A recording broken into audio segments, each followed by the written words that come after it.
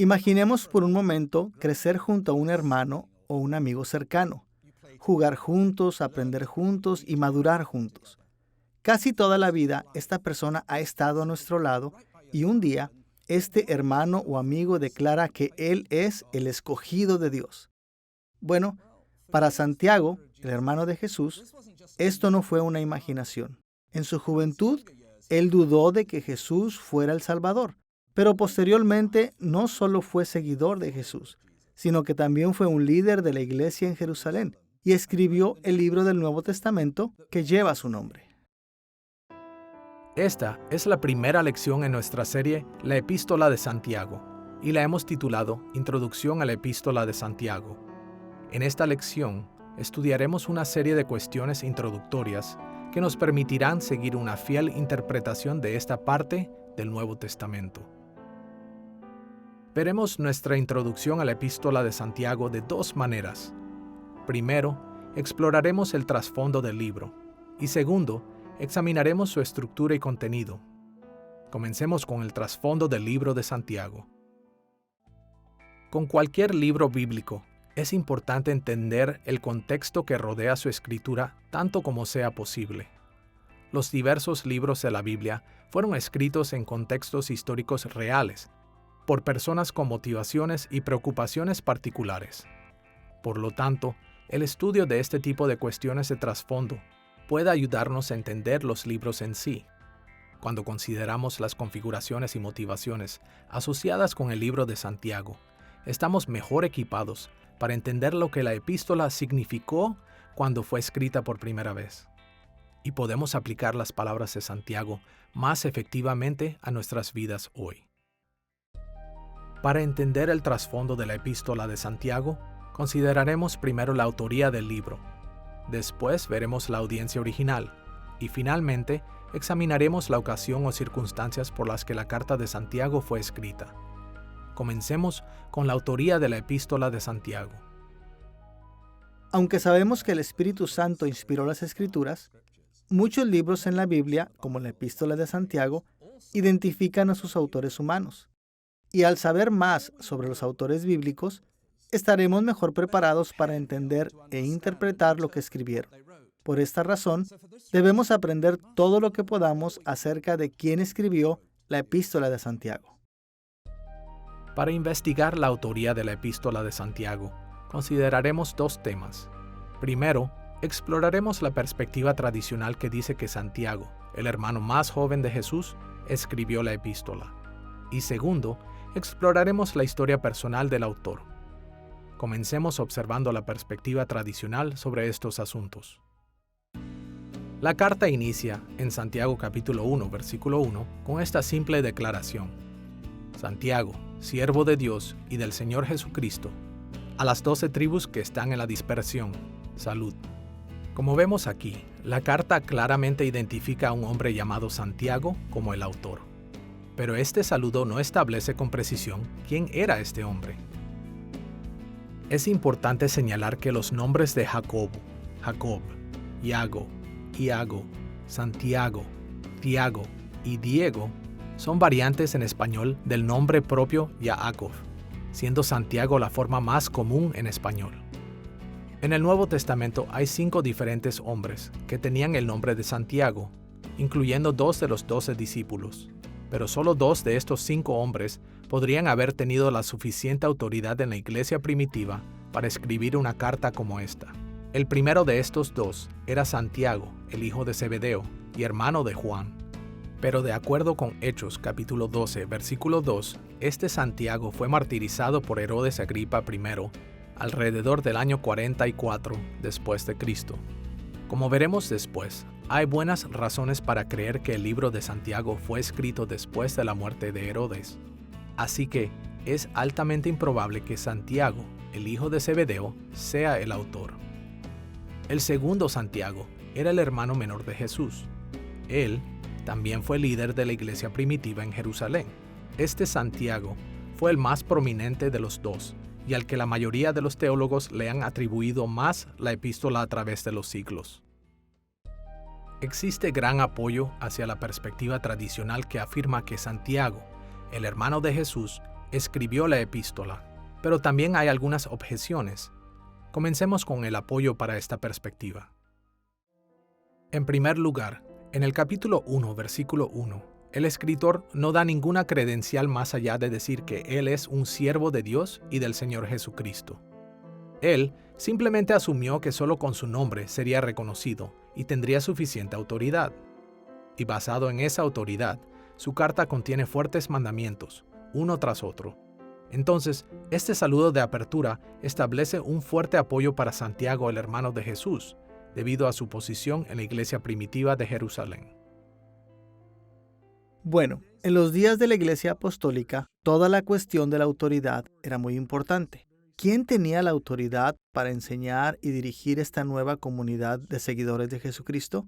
Había varios escritos que estaban circulando, varias declaraciones de autoridad, y uno de los criterios que emergieron, que era muy significativo, fue el ser un testigo ocular del ministerio de Jesús. Aquellos que fueron testigos oculares de su ministerio, quienes pasaron tiempo con el Señor, fueron considerados de tener el justo reclamo de la autoridad para enseñar en la iglesia primitiva. Ahora, Santiago, el hermano de Jesús, por supuesto, fue un testigo ocular de su ministerio, pero más que eso, había sido un testigo presencial de toda su vida. Y eso jugó un rol importante tanto en la forma de la enseñanza de Santiago, como en la importancia que se le dio a la carta de Santiago en la iglesia primitiva. En segundo lugar, el testimonio de la iglesia primitiva confirma esta perspectiva sobre la autoría de la epístola. La primera epístola de Clemente, escrita alrededor del año 96 después de Cristo, y el libro El Pastor de Hermas, escrito alrededor del año 140 después de Cristo, ambos se refieren o citan la epístola de Santiago. Y Orígenes, quien murió en el año 254 después de Cristo, citó el libro de Santiago varias veces en su comentario sobre la epístola de Pablo a los romanos. El uso de la epístola de Santiago por Orígenes es particularmente significativo, porque en el libro 4, capítulo 8, Orígenes identificó al autor de Santiago como el hermano del Señor. También sabemos que la iglesia en Oriente, y después la iglesia en Occidente, aceptaron esta carta como el trabajo del hermano de Jesús. Ahora, a pesar de este fuerte apoyo de la perspectiva tradicional de que Santiago, el hermano de Jesús, fue el autor, hay algunas objeciones. Los intérpretes críticos han sugerido por lo menos dos alternativas. Algunos piensan que fue un Santiago desconocido en la iglesia primitiva. Ellos dicen que la persona que escribió la carta sí se llamó Santiago, pero que él no era el hijo de Zebedeo o el hermano de Jesús. Él permanece desconocido porque no es mencionado en ninguno de los otros escritos de la iglesia naciente. Sin embargo, esta teoría es improbable. Como ya hemos visto, la simplicidad de la identificación del autor en el comienzo de la carta indica que él era bien conocido. Es muy dudoso que no se haya escrito nada más acerca de él. Una segunda teoría ofrecida por los intérpretes críticos es la del seudónimo. Seudónimo se refiere a la práctica de asignar el trabajo escrito a alguien más que no es el autor real. Esta práctica tomó lugar entre los judíos en el primer siglo por una variedad de razones. Una razón prominente para el seudónimo fue para darle peso o autoridad a un libro o carta. En el caso de la epístola de Santiago, los intérpretes críticos han sugerido que alguien más usó el nombre de Santiago para ganar una aceptación más amplia de su carta en la iglesia. Ahora, de acuerdo a pasajes como 2 de Tesalonicenses, capítulo 2, versículo 2, esta práctica fue despreciada en la iglesia del primer siglo como un engaño. Pero los académicos críticos todavía ofrecen por lo menos 3 argumentos para esta objeción. Primero, ellos dicen que no hay mención de que el autor tuviera alguna relación con Jesús. Dicen que es impensable que un hermano de Jesús pudiera escribir a las iglesias y no revelar este vínculo familiar cuando se identifica a sí mismo. Pero Judas, el autor de la epístola de Judas, también era hermano de Jesús y él nunca mencionó sus lazos de sangre en su carta. Así que este argumento del seudónimo es débil en verdad. Segundo, algunos académicos críticos asumen el seudónimo porque el libro da evidencia de que el autor estaba consciente de la cultura helenística o griega, y Santiago era un judío de Palestina. Es cierto que el escritor de Santiago estaba consciente de la cultura griega. Por ejemplo, en Santiago capítulo 3, versículo 6, él usó la frase todo el curso de la vida, traducida así en la Nueva Versión Internacional de la Biblia.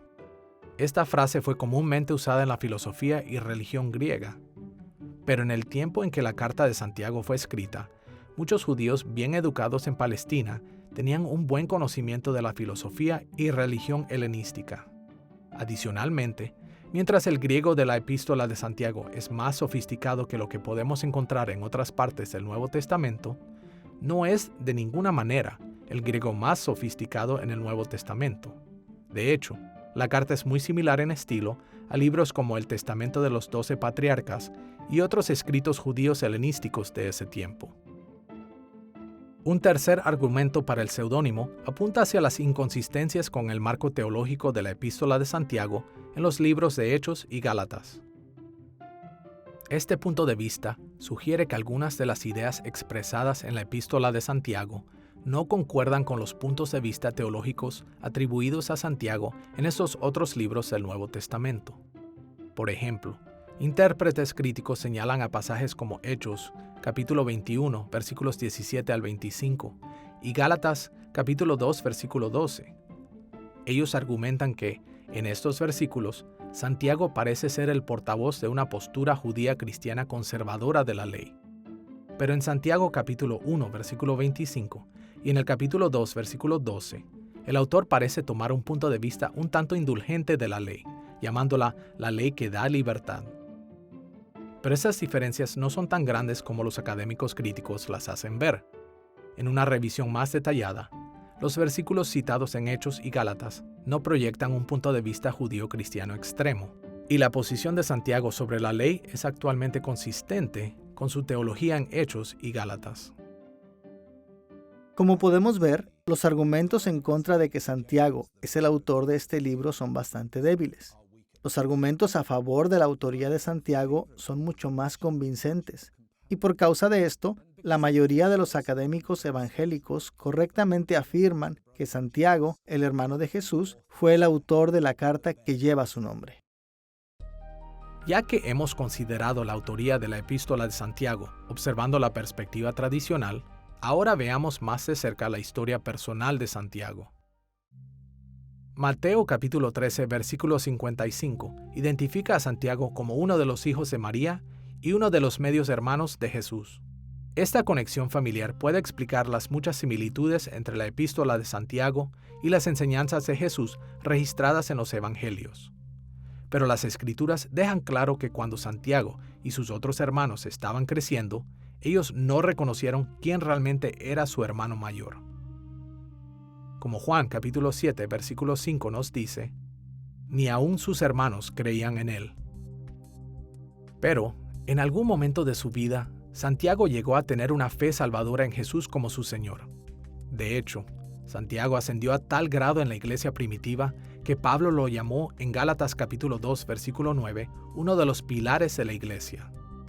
También sabemos que, de acuerdo a 1 Corintios capítulo 15, versículo 7, Jesús se le apareció a Santiago después de su resurrección. La posición de autoridad de Santiago está bien documentada en el Nuevo Testamento. Por ejemplo, él aparece 3 veces en el libro de Hechos como el líder de la iglesia de Jerusalén. Y en Hechos capítulo 15 lo vemos como el portavoz del concilio apostólico. Aún los no cristianos conocían la importancia de Santiago en la iglesia. Uno de los más conocidos relatos de la violenta muerte de Santiago en el año 62 después de Cristo viene del historiador judío Josefo. Escuchemos cómo en la obra Antigüedades de los Judíos, libro 20, capítulo 9, sección 1, escrita en el año 93 después de Cristo, Josefo describe las circunstancias que rodearon la muerte de Santiago. Anán reunió el Sanedrín, llamó a juicio al hermano de Jesús que se llamó Cristo.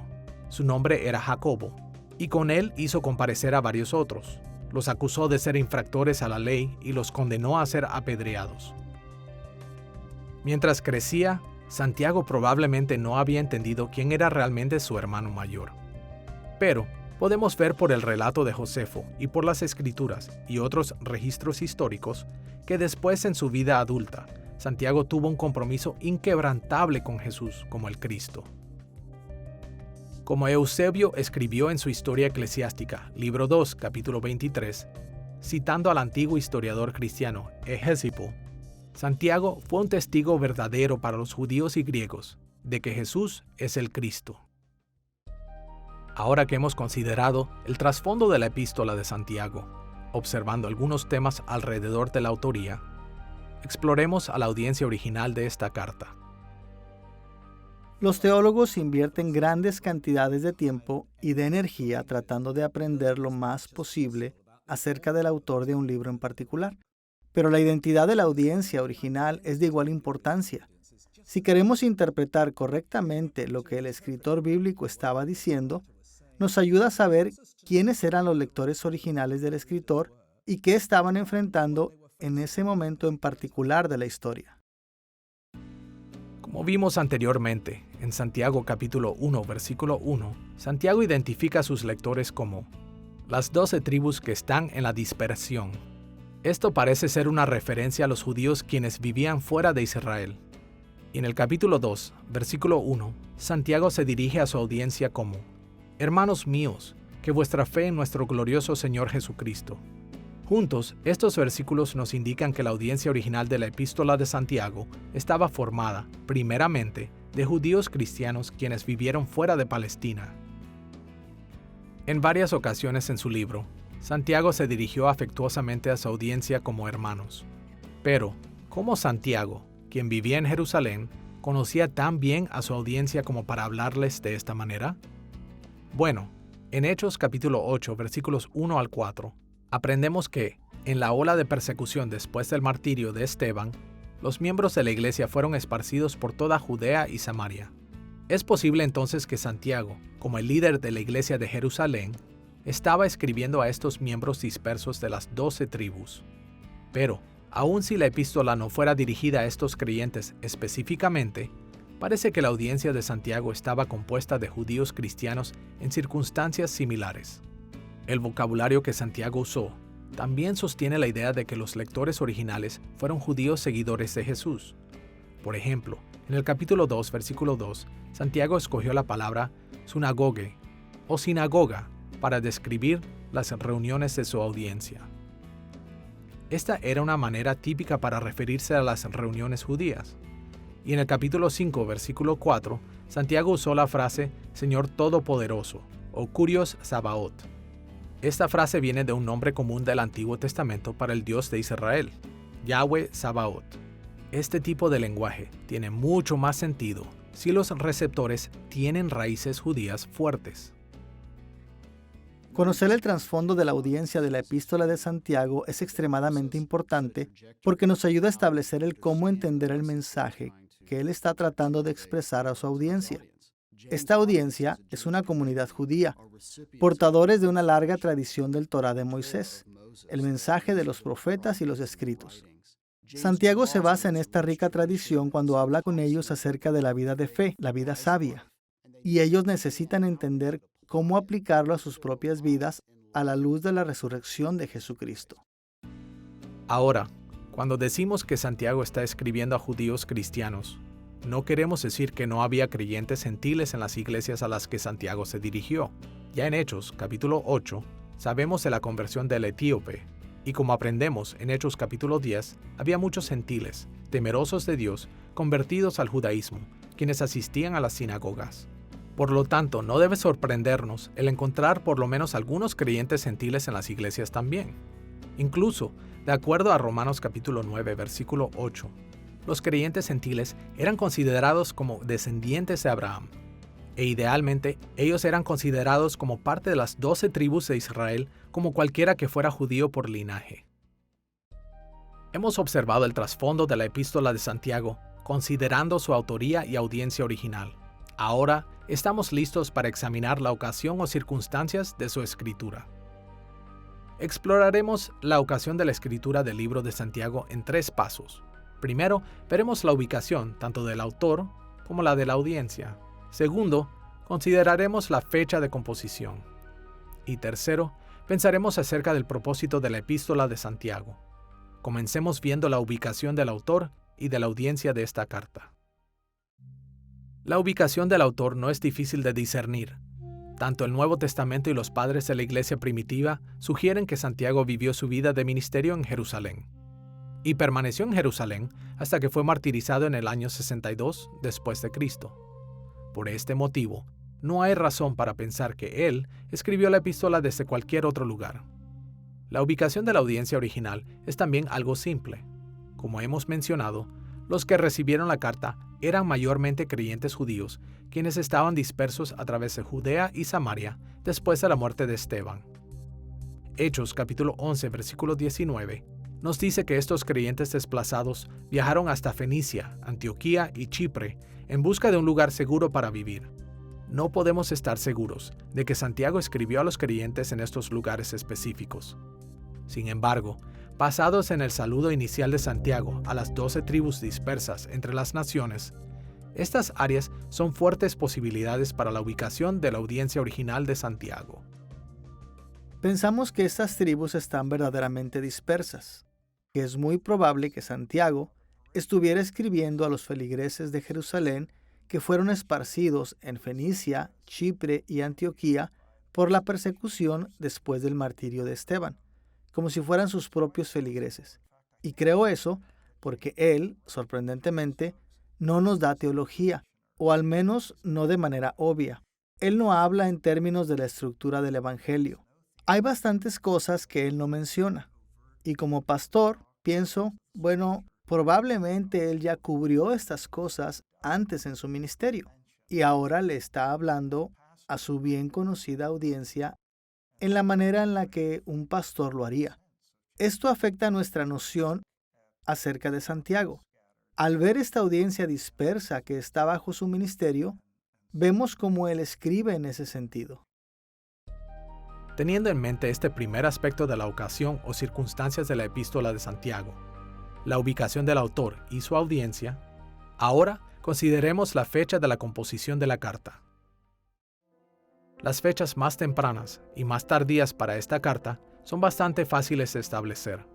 Primero, la fecha más temprana para la composición de la carta es en el año 44 después de Cristo. Sabemos que Santiago escribió su epístola como el líder de la iglesia primitiva en Jerusalén. Hechos capítulo 12, versículo 17, indica que Santiago se convirtió en un líder importante de la iglesia primitiva en Jerusalén por el tiempo en el que Pedro fue liberado de la prisión. De acuerdo a Hechos capítulo 12, versículos 19 al 23, Pedro fue liberado en el año en que Herodes Agripa I murió en el año 44 después de Cristo, y es muy probable que la epístola no fue escrita mucho antes de esta fecha. Segundo, la fecha tardía más probable para la composición de la epístola es en el año 62 después de Cristo, el año en el que Santiago fue martirizado. Como vimos anteriormente, de acuerdo a Josefo, Santiago murió por las manos del sacerdote Ananías cerca de este tiempo. Esto provee corto tiempo para la composición de la carta. La carta misma no incluye ninguna referencia específica de los eventos históricos que pudieran fechar la carta más específicamente. Pero hay por lo menos dos razones para pensar que la fecha de composición fue la más temprana y no la tardía. Como hemos mencionado anteriormente, en el capítulo 2, versículo 2, Santiago usó la palabra sunagoge o sinagoga para describir las reuniones de su audiencia. El uso de sinagoga parece indicar una etapa temprana en el desarrollo del movimiento cristiano. Santiago pudo haber escrito antes de que los cristianos fueran expulsados de las sinagogas, o por lo menos, él escribió en el tiempo cuando los cristianos todavía llamaban a sus lugares de reunión una sinagoga. Además, no hay mención en la epístola de Santiago de las controversias judío-gentiles, que recibieron mucha atención en los escritos de Pedro y Pablo. En la iglesia primitiva, cuando los gentiles vinieron a la fe en Cristo en grandes cantidades, surgieron conflictos sobre si estos nuevos creyentes deberían o no conformarse a las costumbres judías. Quizás Santiago simplemente escogió no tratar con estas controversias, pero lo más probable es que estos conflictos no se habían convertido en un factor importante en la vida de las iglesias a las que se dirigía Santiago. Habiendo observado la ocasión o circunstancias de la carta, tanto en su ubicación como en su fecha, examinemos el propósito de Santiago al escribir esta carta. Una de las maneras más útiles para resumir el propósito general de la epístola de Santiago es observando Santiago capítulo 1, versículos 2 al 4. En sus primeras palabras, Santiago dijo a sus lectores: Hermanos míos, tened por sumo gozo cuando os halléis en diversas pruebas, sabiendo que la prueba de vuestra fe produce paciencia. Mas tenga la paciencia su obra completa, para que seáis perfectos y cabales, sin que os falte cosa alguna. Como este pasaje indica, la audiencia de Santiago estaba enfrentando diversas pruebas, pero Santiago los llamó a tener sumo gozo en sus pruebas. La prueba, explicó, produce paciencia, y los que son constantes llegarán a ser perfectos y cabales, sin que os falte nada. Pero la verdadera clave del mensaje de Santiago viene en el versículo siguiente. En el versículo 5, Santiago completó su pensamiento con estas palabras: Y si alguno de vosotros tiene falta de sabiduría, pídala a Dios, el cual da a todos abundantemente y sin reproche, y le será dada. Discutiremos estos versículos con más detalle más adelante en la lección, pero por ahora, este pasaje nos da un vistazo al corazón de toda la epístola. Para experimentar el sumo gozo en medio de las pruebas, debemos pedirle a Dios sabiduría y nos será dada. Con esto en mente, podemos resumir el propósito principal de la carta de Santiago de esta manera. Santiago llamó a su audiencia a buscar la sabiduría de Dios para que ellos tuvieran gozo en sus pruebas. Era importante para la audiencia de Santiago escuchar este mensaje. Como dijimos anteriormente, la audiencia de Santiago ya no estaba en Palestina. Ellos estaban viviendo dispersos entre las naciones, lejos de sus casas. No hay duda de que no era fácil para ellos encontrar gozo en sus pruebas. Esto parece haber dirigido a algunos de ellos a abandonar su lealtad a Cristo. En cambio, perseguían lo que Santiago llamó amistad con el mundo. Escuchemos a Santiago capítulo 4, versículo 4, donde Santiago usó estas duras palabras. Oh almas adúlteras, ¿no sabéis que la amistad del mundo es enemistad contra Dios? Cualquiera, pues, que quiera ser amigo del mundo, se constituye enemigo de Dios. Claramente, hubo algunos en la audiencia de Santiago que se habían alejado de la fe, y Santiago les advirtió que ser amigos del mundo los hacía un enemigo de Dios. No es extrañar que Santiago ejerciera su autoridad como líder de la iglesia. Repetidamente, Santiago ordenó a sus lectores que vivieran de una manera consistente con una profesión sincera de fe. Él usó más de 50 imperativos o mandamientos directos en sus 108 versículos, y a menudo usaba otras formas gramaticales que funcionaban como imperativos dentro de sus contextos. Pero la principal solución de Santiago a los problemas que enfrentaba su audiencia no era simplemente ordenarles que hicieran esto o aquello. Para él, la clave principal era que necesitaban buscar la sabiduría de Dios. La sabiduría de Dios era la clave para recibir el sumo gozo mientras soportaron sus muchas pruebas. Escuchemos esas bien conocidas palabras del capítulo 4, versículos 8 al 10, donde Santiago les dice a sus lectores: Acercaos a Dios, y Él se acercará a vosotros. Humillaos delante del Señor, y Él os exaltará. Santiago dirigió a los creyentes a humillarse ellos mismos, y así Dios los exaltará. Él les enseñó que la humildad ante Dios es un camino hacia la sabiduría. Y cuando los seguidores de Cristo se acercan a Dios en humilde sumisión, la sabiduría que reciben les trae gozo, incluso mientras ellos perseveran en medio de pruebas. Hasta ahora, en nuestra introducción a la epístola de Santiago, hemos examinado el trasfondo. Ahora, estamos listos para examinar la estructura y contenido de la epístola. Acabamos de sugerir que el libro de Santiago presta mucha atención a la sabiduría como la forma de encontrar gozo en tiempos de prueba. Pero este énfasis en la sabiduría nos ayuda a entender algo más que solo el propósito de este libro. Muchos intérpretes han hablado del libro de Santiago como el libro de sabiduría del Nuevo Testamento. Y esta perspectiva también nos ayuda a comprender la inusual estructura y contenido de la epístola. En el tiempo en que Santiago escribió su carta, había habido una larga historia de literatura de sabiduría que provenía del Antiguo Testamento. Las escrituras de sabiduría del Antiguo Testamento incluyen Job y Eclesiastés, así como el libro de Proverbios y un número de los llamados Salmos de sabiduría y refranes proféticos de sabiduría. La deuda de Santiago con esta literatura del Antiguo Testamento es evidente de varias maneras. Por ejemplo, en el capítulo 5, versículo 11, Santiago usó el ejemplo de Job, el personaje principal del libro de Job, para promover la paciencia. Más allá de esto, Santiago tocó temas como la lengua, el trato de las viudas y los huérfanos, la pobreza y el favoritismo. Estos temas reflejan numerosos paralelos con el contenido del libro de Proverbios. Cuando leemos la epístola de Santiago, vemos repetidamente la palabra sabiduría. Él obviamente la valora grandemente. La sabiduría de arriba en contraposición a la sabiduría de abajo. Y ese valor a la sabiduría y la estructura de la epístola nos hace pensar que había una gran influencia en su vida acerca de la literatura de sabiduría antes que él. Esto lo vemos más explícitamente cuando cita y usa el libro de Proverbios, y también en cómo recuerda las palabras de nuestro Señor Jesús, quien también habló a menudo en un contexto de sabiduría. Hubo un desarrollo del pensamiento de sabiduría y del género de la escritura de sabiduría en el período intertestamental, y vemos algunos de los mismos temas a través de esa literatura de sabiduría en la epístola de Santiago. Y ocasionalmente vemos también la misma estructura, pero muchos de los temas comenzaron realmente con el libro de Proverbios y con Jesús. Así que la mayor influencia en Santiago probablemente viene de Jesús y de los Proverbios. Pero en la epístola de Santiago es muy importante el género y la sabiduría proverbial en todo el judaísmo del Segundo Templo, alrededor del tiempo de Jesús.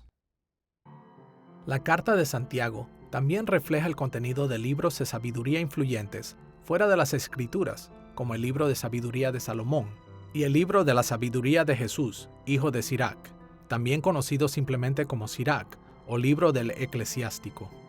Estos libros eran bien conocidos en los días de Santiago y hay paralelismos sorprendentes en su carta. Solo como un ejemplo, en el capítulo 1, versículo 26 de Sirac, leemos: Si apeteces sabiduría, guarda los mandamientos y el Señor te la dispensará. Y Santiago capítulo 1, versículo 5 nos dice: Si a alguno de ustedes le falta sabiduría, pídasela a Dios y Él se la dará, pues Dios da a todos generosamente sin menospreciar a nadie. Además de estos tipos de literatura de sabiduría, gran parte de la instrucción de Jesús, registrada en los Evangelios, es característica de la enseñanza de la sabiduría en Israel. Y los intérpretes han notado una serie de similitudes entre la escritura de Santiago y la instrucción de Jesús. Consideremos, por ejemplo, Mateo capítulo 5, versículo 10, donde Jesús dijo: Bienaventurados los que padecen persecución por causa de la justicia, porque de ellos es el reino de los cielos. Comparemos esto con Santiago capítulo 1, versículo 12, donde Santiago escribió: Bienaventurado el varón que soporta la tentación, porque cuando haya resistido la prueba, recibirá la corona de vida que Dios ha prometido a los que le aman. La literatura de sabiduría del judaísmo en el primer siglo y un poco antes tuvo una influencia considerable en Santiago, especialmente en términos del medio cultural y literario con el que trabajaba. De hecho, hay docenas de alusiones y paralelismos entre la epístola de Santiago y otras literaturas tanto en el Antiguo Testamento como en otras literaturas judías. Santiago cita a Proverbios al menos una vez y tiene muchas alusiones particularmente a la sabiduría de Jesús ben Sirac, una obra que fue escrita aproximadamente un siglo antes del tiempo del Nuevo Testamento. Pero hay una cosa que es única de Santiago en términos de sabiduría, y es que él conecta su sabiduría muy de cerca con la enseñanza de Jesús. Santiago es probablemente uno de los ilustradores más coloridos del Nuevo Testamento, con representaciones de barcos guiados por pequeños timones y agricultores que esperan pacientemente y comerciantes que están viajando. Hay muchas ilustraciones y todo está influenciado por la sabiduría. Pero el contenido de la epístola de Santiago está realmente llevando hacia adelante la manera en la que Jesús presenta el reino y la manera en que la presencia del reino cambia nuestras vidas. Debido a los estrechos vínculos de Santiago con la literatura de sabiduría, la estructura de la epístola es muy diferente de lo que podríamos esperar. Incluso una breve mirada a esta carta nos dice que su organización no es simple. De hecho, desde nuestro punto de vista moderno, puede parecer muy desorganizado. Al igual que el libro de Proverbios, la epístola de Santiago trata con una variedad de temas importantes. y a menudo usa solo unos pocos versos sobre un tema antes de pasar a otro. De vez en cuando, vuelve a uno o más de sus temas más adelante en la carta, pero sin consistencia. Algunos comentaristas incluso han llegado a la conclusión de que no hay estructura en la epístola de Santiago. Han sugerido que es solo una colección de dichos de sabiduría sin orden real o flujo de pensamiento. Pero tenemos que tener cuidado aquí. Esta carta no es solo una confusión caótica de versos no relacionados lanzados juntos sin ningún orden en absoluto. Aunque la epístola de Santiago se asemeja a la literatura de sabiduría en forma y contenido, también difiere de ese género en una variedad de maneras. A diferencia de otras literaturas de la sabiduría, la epístola de Santiago es una carta escrita a iglesias específicas, y por esta razón, refleja algunas de las características de organización de otras epístolas del Nuevo Testamento. No todos los intérpretes están de acuerdo en la organización o estructura de la epístola de Santiago, pero para los propósitos de esta lección, hemos dividido el libro en 7 secciones. La epístola empieza con un saludo de Santiago en el capítulo 1, versículo 1. La primera división principal es una introducción a los temas principales del libro que podríamos llamar Sabiduría y Gozo, en Santiago capítulo 1, versículos 2 al 18. La segunda división principal expresa la preocupación de Santiago por la sabiduría y la obediencia, en Santiago capítulo 1, versículo 19, al capítulo 2, versículo 26. La tercera división principal trata de la sabiduría y la paz en la comunidad cristiana, en Santiago capítulo 3, versículo 1, al capítulo 4, versículo 12. La cuarta división principal se centra en la sabiduría y el futuro en Santiago capítulo 4, versículo 13, al capítulo 5, versículo 12. La quinta y última división principal está dedicada a lo que podemos escribir como sabiduría y oración, en Santiago capítulo 5, versículos 13 al 18.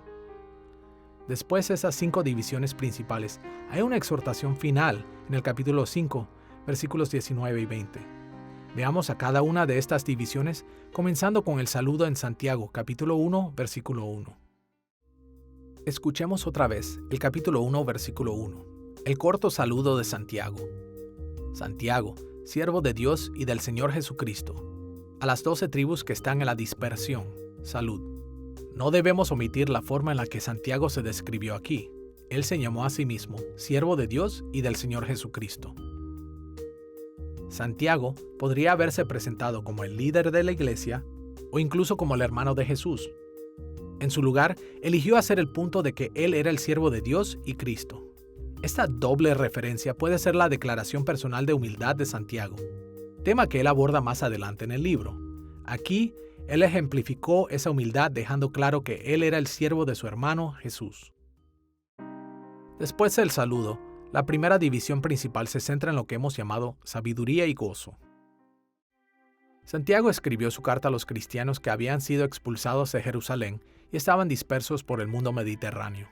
Se enfrentaban a diferentes tipos de juicios que sin duda los desalentaban, y por esta razón, las primeras palabras de Santiago sobre la importancia de la sabiduría comenzaron con un llamado al gozo.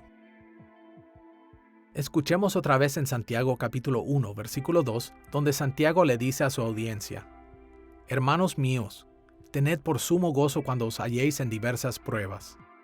Este pasaje puede parecer extraño para nosotros, especialmente porque se dirige a personas que están enfrentando diversas pruebas. Pero la apelación de Santiago de tener sumo gozo en las pruebas no es tan inusual como podríamos pensar. La frase sumo gozo viene de la expresión griega pasan charan, que puede ser traducida gozo completo y absoluto. Este tipo de ánimo encaja bien con otra literatura de sabiduría de los días de Santiago. Muchas escrituras de sabiduría animaron a los que sufrieron a considerarse bendecidos. Jesús, por ejemplo, cerró las bienaventuranzas en Mateo capítulo 5, versículo 12, con el llamado a gozaos y alegraos ante la persecución. Como dijimos antes, en el capítulo 1, versículos 3 y 4, Santiago enseñó que la paciencia a través de las pruebas hace posible que los creyentes sean perfectos y cabales. En otras palabras, cuando el pueblo de Dios enfrenta dificultades, crecen en la plenitud de todo lo que Dios quiere para ellos. Pero en realidad, a menudo es difícil incluso para el creyente más sincero ver cómo esto es cierto en medio del sufrimiento. Esta es la razón por la cual, en el siguiente versículo, Santiago les dijo a sus lectores que buscaran la sabiduría de Dios. Recordemos cómo dice Santiago capítulo 1, versículo 5. Si a alguno de ustedes le falta sabiduría, pídasela a Dios, y Él se la dará, pues Dios da a todos generosamente sin menospreciar a nadie. Aquellos que deseamos sumo gozo mientras sufrimos pruebas, debemos pedirle a Dios sabiduría, la cual es necesaria para que nos ayude a entender cómo las pruebas nos conducen a mejorar. Y si pedimos este tipo de sabiduría de Dios, Él nos la dará. Tal y como Santiago dijo en el capítulo 1, versículo 17, Dios da los dones buenos y perfectos a su pueblo. Santiago cerró esta sección en el capítulo 1, versículo 18, con estas palabras de aliento. Él, de su voluntad, nos hizo nacer por la palabra de verdad, para que seamos primicias de sus criaturas. Cuando recibimos la sabiduría para entender cómo Dios obra a través de las pruebas, podemos tener gozo. La sabiduría fortalece nuestra confianza en que Dios ha ordenado para nosotros la bendición de la salvación eterna. Después de tratar con la sabiduría y el gozo, Santiago se mueve a la relación entre la sabiduría y obediencia. En esta sección, Santiago trata con la sabiduría y obediencia en 3 pasos básicos, comenzando con el capítulo 1, versículos 19 al 27, que introduce la importancia de tomar acción en lugar de solo escuchar o hablar. En el capítulo 1, versículo 22, leemos esto. Pero sed hacedores de la palabra, y no tan solamente oidores, engañándoos a nosotros mismos. Oír la palabra simplemente no es suficiente. La palabra de sabiduría de Dios también debe conducir a la obediencia fiel. De lo contrario, nos estamos engañando a nosotros mismos. Cuando leemos la carta de Santiago, vemos que él enfatiza la necesidad de poner en práctica lo que decimos que creemos. Es un tema muy prominente en toda la epístola, y podríamos preguntarnos, ¿por qué Santiago hace hincapié en eso? La respuesta parece ser, Santiago vive en el mundo real, y él ministra a gente real. Y en el mundo en el que vivimos, hablar es barato. Es muy fácil decir que creemos en Dios y mucho más difícil poner esa creencia en acción. Esto fue un desafío no solo para Santiago, sino también para Jesús. Hablar no es lo mismo que hacer. Jesús y Santiago lo saben. Estaban tratando de llegar a personas reales, en un mundo real, con un problema real. Santiago esperaba que sus lectores hicieran más que solo escuchar la palabra de Dios. Él esperaba que ellos pusieran su fe en acción. Este tema era tan importante para Santiago que, aunque él tocó este tema en los capítulos 1 y 2, regresó a él una y otra vez a lo largo de su epístola. Por ejemplo, en el capítulo 3, versículo 13, la perspectiva básica de Santiago sobre la relación entre sabiduría y obediencia aparece otra vez. Santiago escribió, ¿quién es sabio y entendido entre ustedes? Que lo demuestre con su buena conducta, mediante obras hechas con la humildad que le da su sabiduría.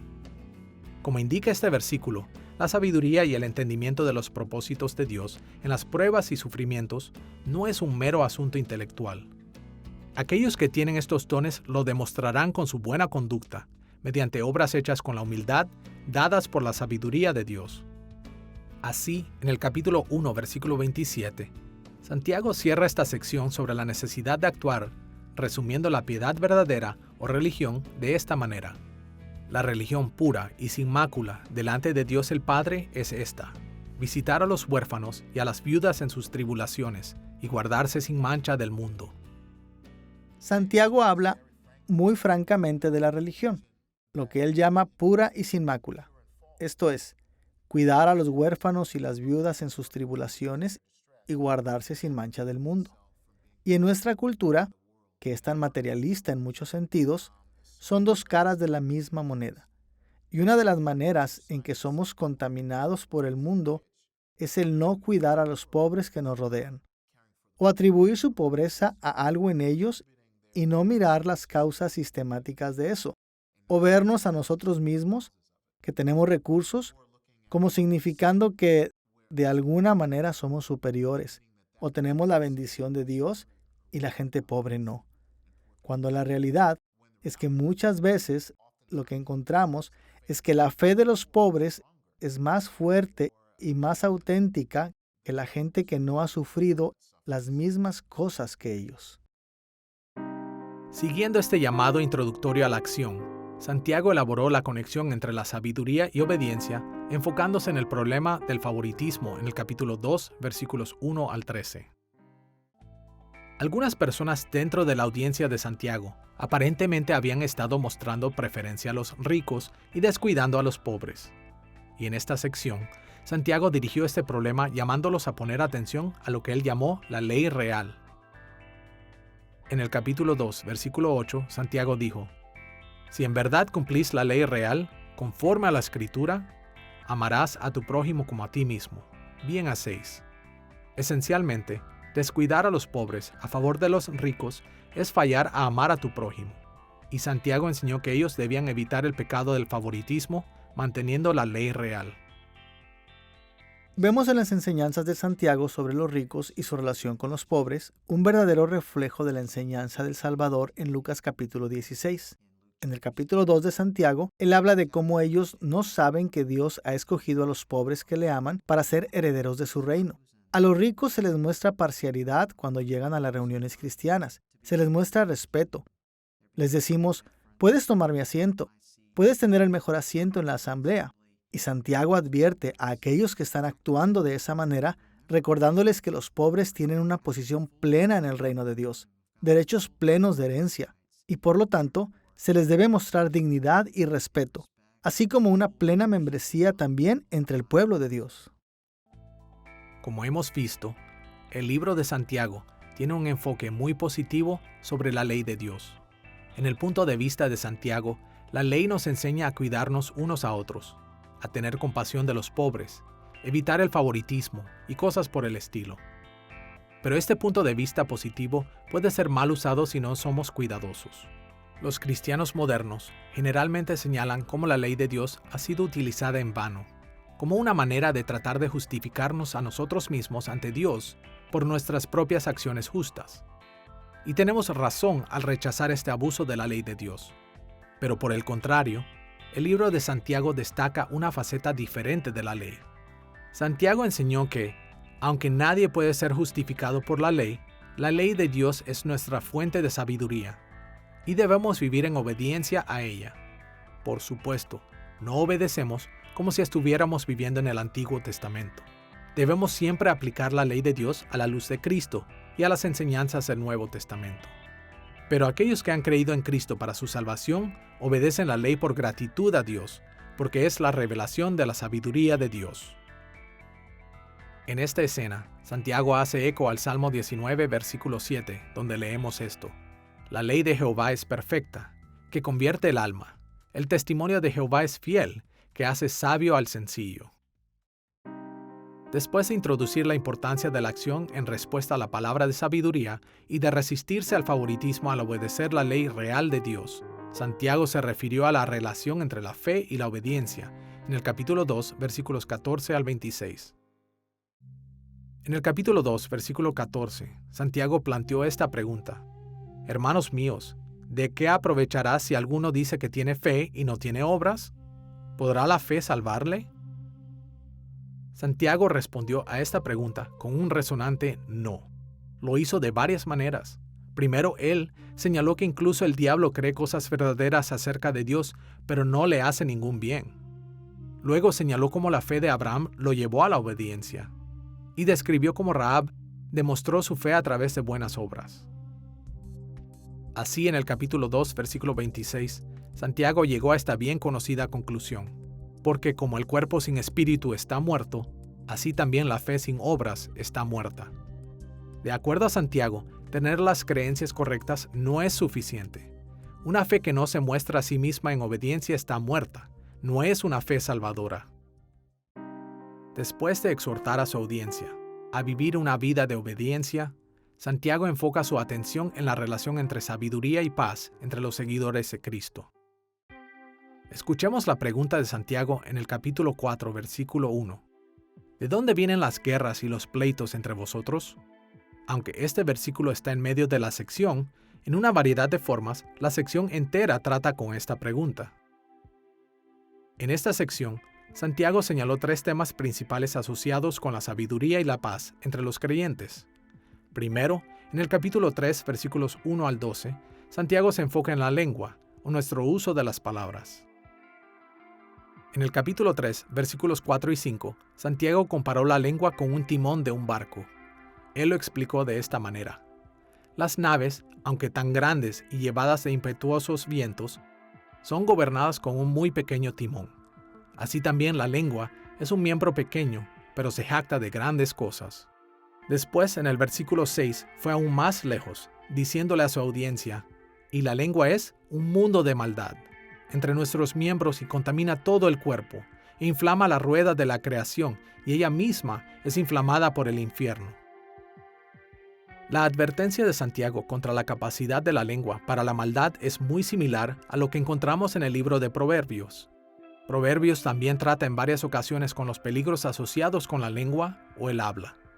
Encontramos esto en lugares como Proverbios capítulo 10, versículo 31, capítulo 11, versículo 12, capítulo 15, versículo 4 y muchos otros versículos.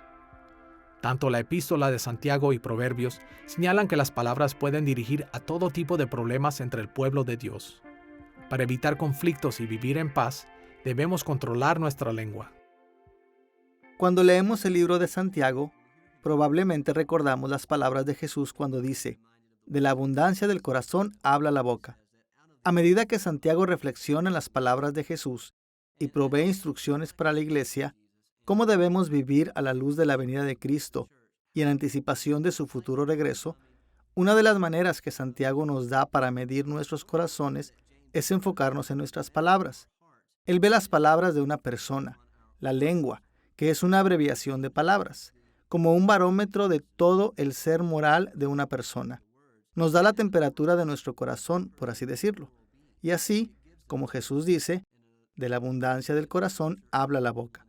Cuando Santiago dice que un hombre debe frenar su lengua y que de la misma boca no deben salir bendiciones y maldiciones, está diciéndonos que nuestro corazón debe estar completamente comprometido con Dios. No debemos ser de doble ánimo, sino debemos, en fe, aferrarnos a la enseñanza de Cristo. Y al hacerlo, nuestras palabras deben bendecir a nuestros hermanos y hermanas en lugar de maldecirles.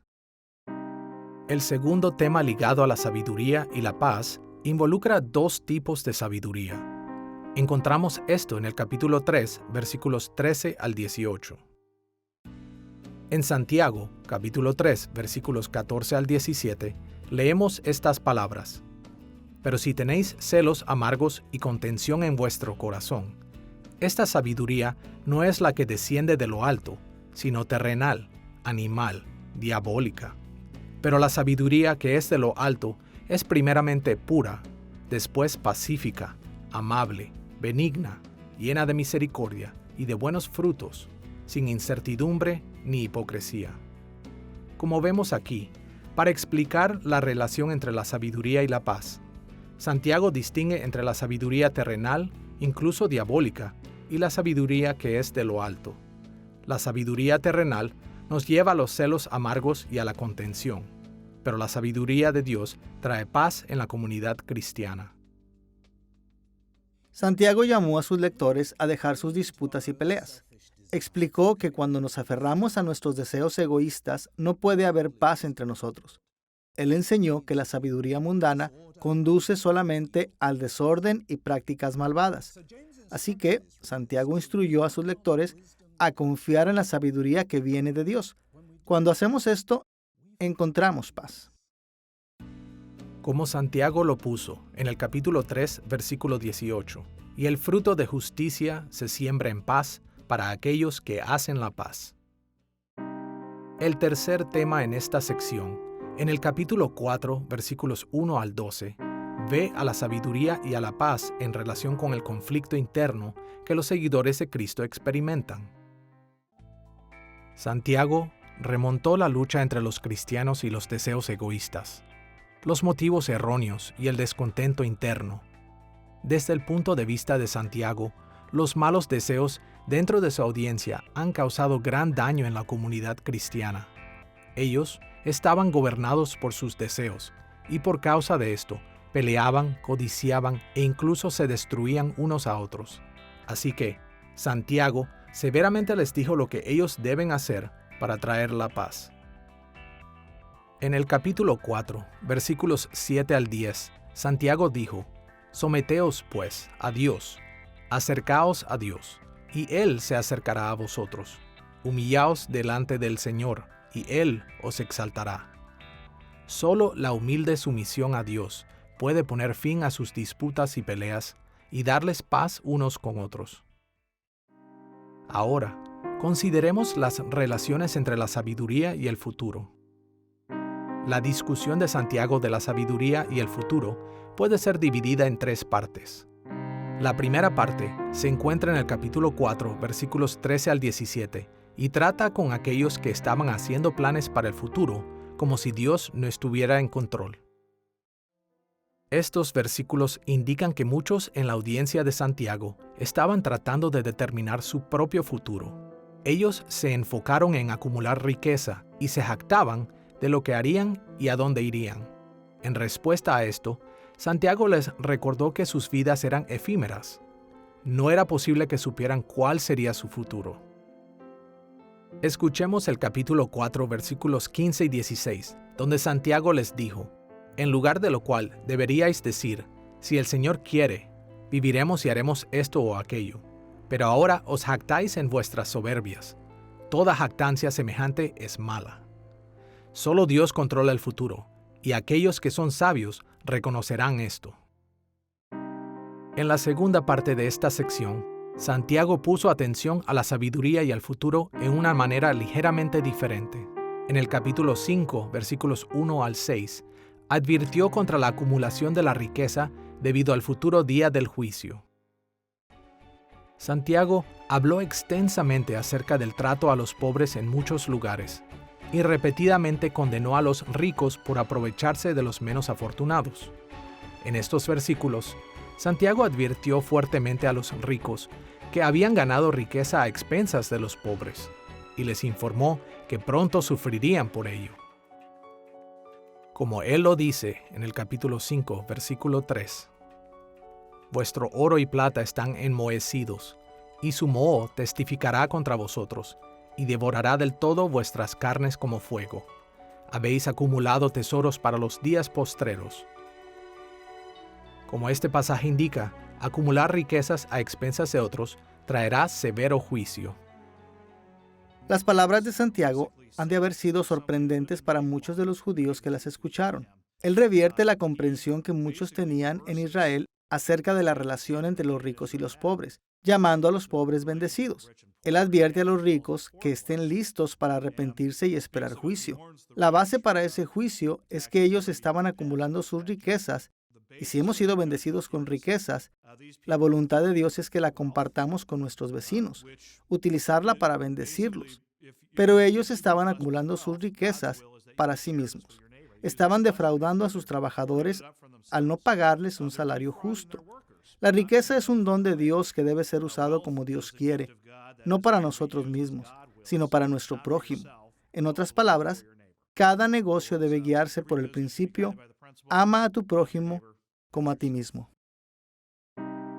La tercera parte de la discusión de Santiago sobre la sabiduría y el futuro, en el capítulo 5, versículos 7 al 12, se convierte en espera paciente para que el plan de Dios para el futuro se desarrolle. Santiago había criticado a aquellos que habían hecho planes sin confiar en Dios para obtener sabiduría, y había advertido a aquellos que habían ignorado la sabiduría de Dios, acumulando riquezas y abusando de los pobres para que vieran el juicio de Dios. Pero después de esto, Santiago alentó a los que estaban sufriendo a esperar pacientemente que Dios llevara a cabo la consumación de la historia. Escuchamos el capítulo 5, versículos 7 y 8, donde Santiago usó esta analogía. «Por tanto, hermanos, tened paciencia hasta la venida del Señor. Mirad cómo el labrador espera el precioso fruto de la tierra, aguardando con paciencia hasta que reciba la lluvia temprana y la tardía. Tened también vosotros paciencia y afirmad vuestros corazones, porque la venida del Señor se acerca». Como acabamos de señalar, Las palabras de Santiago en esta sección no solo amonestaron a los ricos, también alentaron a los pobres y oprimidos. La fuerte reprensión de Santiago le recordó a su audiencia que el día del juicio venía. En ese tiempo, aquellos que fielmente dependían de Dios serían recompensados. De esta manera, animó a los fieles a continuar en el camino de la sabiduría piadosa, viviendo su profesión de fe, obedientes a Dios a la luz del gran final del plan de Dios para el futuro. Después de explicar a sus lectores cómo la sabiduría se relaciona con el gozo, la obediencia, la paz y el futuro, el libro de Santiago cierra con una práctica y pequeña aplicación de sabiduría y oración. La audiencia de Santiago estaba tratando con varios problemas. Ellos habían sido dispersados de sus hogares. Los ricos oprimían a los pobres. Estaban discutiendo y lastimándose unos a otros.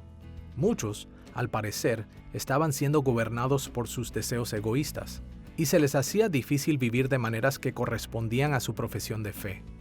Así, en esta última sección, Santiago les enseñó qué hacer en la comunidad cristiana mientras enfrentaban estas luchas.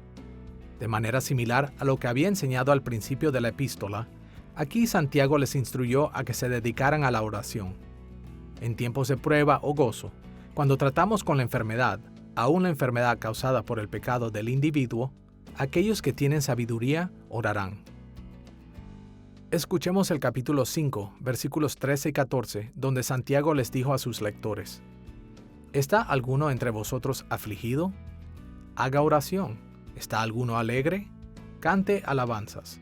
¿Está alguno enfermo entre vosotros? Llame a los ancianos de la iglesia y oren por él.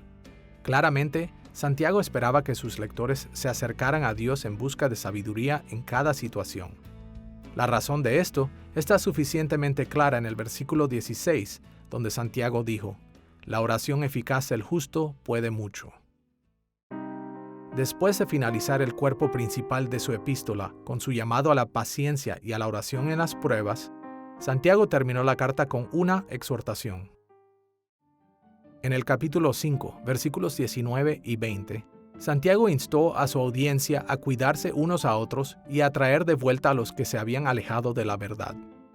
Les recordó que, como hermanos y hermanas en la comunidad de fe, tenían la obligación y el privilegio de dirigir al pueblo de vuelta a la fe que realmente salva. En esta introducción a la epístola de Santiago, hemos observado el trasfondo del libro y hemos estudiado al autor, la audiencia y la ocasión o circunstancias de su escritura. También exploramos la estructura y contenido de la carta y vimos cómo este libro sirve como libro de sabiduría del Nuevo Testamento para los creyentes que enfrenten el desaliento de las pruebas por medio del gozo, la obediencia, la paz, el futuro y la oración. El libro de Santiago retó a los cristianos del primer siglo a buscar la sabiduría de Dios para que pudieran tener gozo mientras se enfrentaban pruebas. Por supuesto, tú y yo vivimos en circunstancias muy diferentes a las de la audiencia original de Santiago, pero nosotros también enfrentamos pruebas y también necesitamos sabiduría de Dios para ayudarnos a tratar con estas pruebas. Al igual que la primera audiencia de Santiago, necesitamos el gozo que la sabiduría de Dios da. Aunque en esta lección solo hemos tocado lo que este libro ofrece, una cosa debe quedar clara. La epístola de Santiago traza un camino para vivir sabiamente en todas las edades. Y entre más apliquemos este libro a nuestras propias vidas, más recibiremos la bendición de sumo gozo que Dios ofrece a su pueblo, sin importar las pruebas o dificultades que podamos enfrentar.